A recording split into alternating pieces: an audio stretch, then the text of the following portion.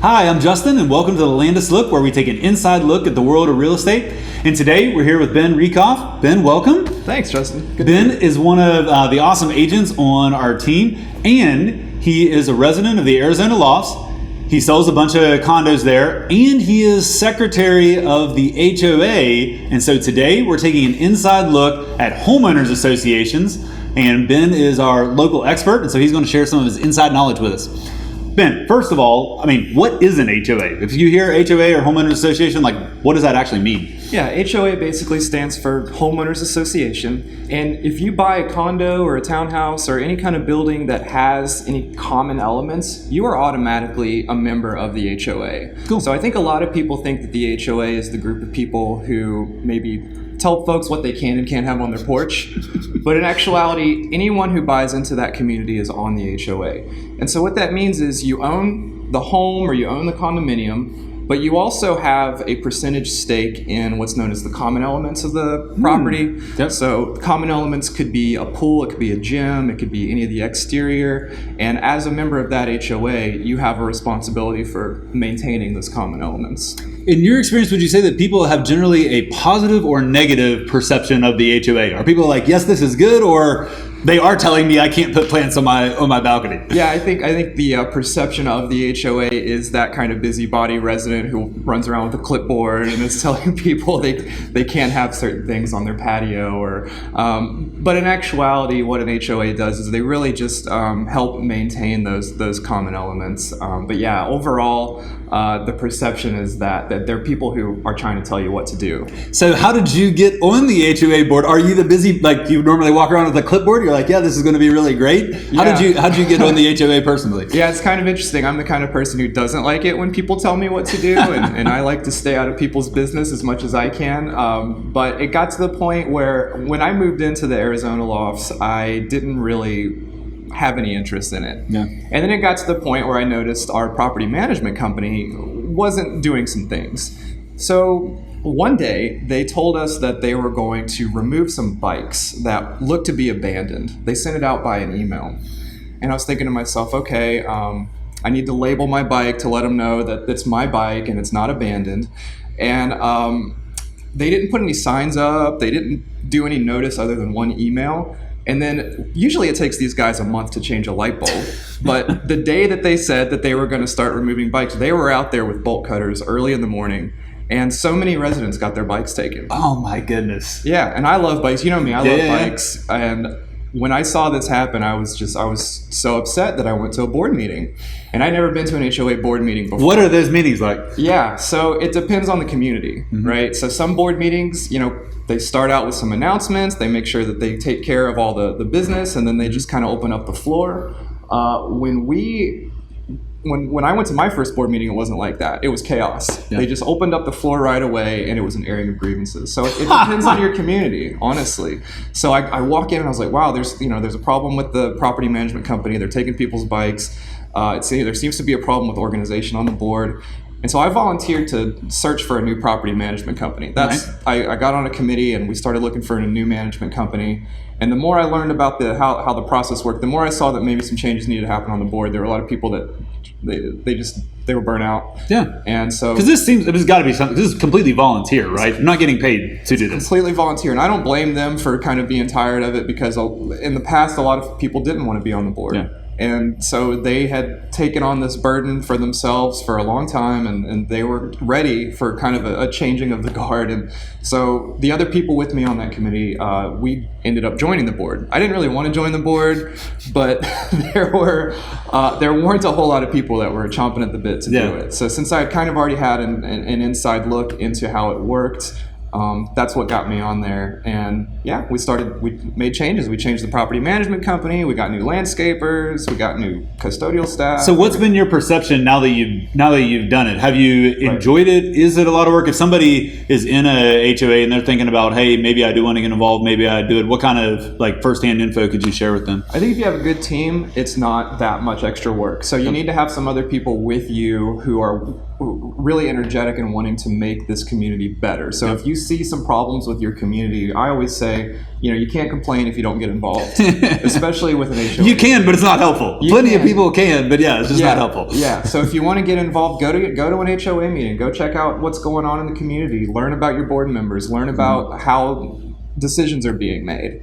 And if there's a way that you think you can contribute, then do it. And it doesn't take that much extra time. I spend a couple hours a week, looking at some bids that have come in, responding to emails, and just kind of making sure everything's organized. But otherwise, it's not a huge time commitment, especially if you have other people that you can lean on. So if I heard you right, the very first thing to do is if you want to make a change or get involved is to actually go to the meetings and start to do things and be present. Is that step number one, really? That's correct. Yeah, usually HOA board meetings happen once a month, and the board members they want people to come and be involved, and they want people to form committees because they're volunteers.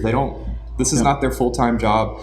I think one big misconception with HOAs is that they are the property management company, and that's an important distinction to make. Is the HOA will hire a property management company to execute a lot of the decisions that they've made. But the board itself is resident volunteers. Gotcha. And so what are the main functions of the property management company? So you hire the property management company, and then what are the main things they do? Right. So they'll take care of any maintenance that needs to happen. So the board members aren't out there doing the landscaping. You're not getting a call at midnight, hey, my toilet stopped up, will you come fix this? I don't do that. I don't do that. So that's part of the reason. The property management company doesn't do that either, actually, but yeah. Right. So we have fountains. They hire if the fountain breaks, they hire somebody to fix that. We have gates. If the gate breaks, they hire somebody to fix that. And so what we do is we like to think of ourselves as managing the property management company, and just making sure they're doing their job. And that's where I think a lot of HOAs kind of fall short occasionally, is they're not keeping track of what the property management company is doing. So that's always a good question to ask when you're thinking about joining an HOA community: is who's your property management company? What kind of oversight do you have over them? And what's your relationship? How many contact hours does the property manager have on the property? Because a lot of times, maybe this property manager manages 8 other properties, and you might not be the highest priority. So there's a difference between full-time managers, part-time managers, and things like that. That's a perfect segue, because the next question that I was going to ask is for people out there who are considering buying a property that has an HOA. What sort of due diligence do you advise our clients to do up front when they're considering buying in a property that has an HOA? Yeah, there's some really particular questions you want to ask as a buyer and as a buyer's agent whenever you're considering, purchasing a home in an HOA. First of all, you want to get a good feel of their budget, right? So you can ask for a copy of their budget. They should give it to you, and you want to really look at one particular thing, which is their reserves. So reserves, it's basically a rainy day fund. If something goes wrong that wasn't expected, they can pull money out of those reserves to pay for it. It's not going to affect the overall budget of the community. If you're seeing that the reserves are being pulled from frequently, or that it's at a dangerously low amount, then there might be a problem with that community. It might be the case that they're going to do a special assessment, which is which is what? Yeah, special assessment is when something can't get covered by the reserves, or it's going to take the reserves down too low, and they just require everyone to fork over some money. And is there anything you can do about that, or it's basically like, hey, tough luck, you got to pay it? So there's some protections for residents. The board can't just say everybody owes $10,000. They can't do that, right? So there's a limit to how much the board can unilaterally ask residents to pay, which is usually about $200 a unit or something like that. But if there's a need for a big thing, like the whole roof needs to get replaced, it's outside of warranty, it costs millions of dollars, the community can vote.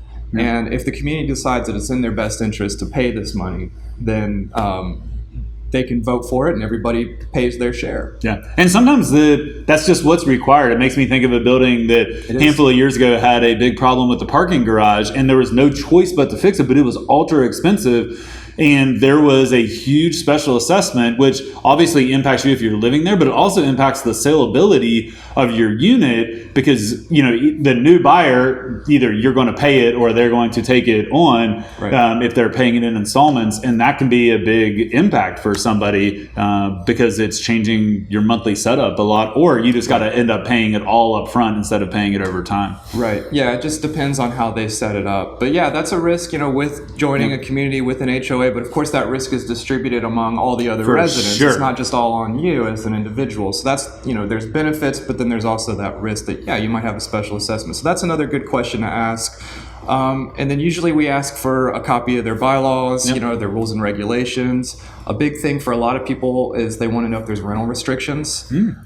Because some people think, maybe I'll hold on to this property for a year, I'll live there for a year, but then I'll rent it out when I go. But a lot of communities, they have a certain restriction on how many people can be renters. So you always want to ask that question as well when you're looking at HOAs. Yeah, those are great questions. And so we've dwelled maybe on some of the issues or challenges, but I love that you mentioned, the risk is spread over everybody. What are some of, to wrap this up, what is one of the best things about being somewhere where there is an HOA? Yeah, I love it. I live in a community with an HOA. I'm at Arizona Lofts. And when I owned my own home, the exterior, the yard, the trees, the roof, it was all on me. It was all on my shoulders. And that was a big burden. I had a 1940s bungalow in East Atlanta. And, you just never know when that shoe's going to drop. And so, if you take a look at, what requires a special assessment for an HOA, right?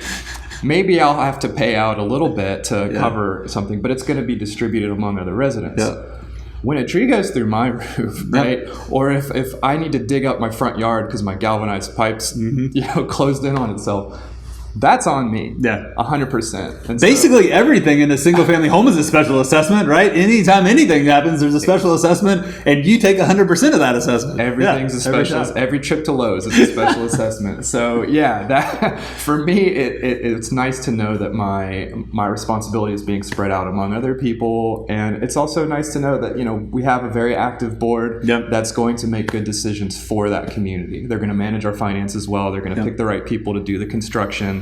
And and I don't have to worry about yard work. Yeah, it can take a lot of things off your plate, for sure. It can take a lot of things off your plate, which is awesome. Well, Ben, thanks for sharing this knowledge with us today. Really appreciate that. Hope you guys enjoyed it.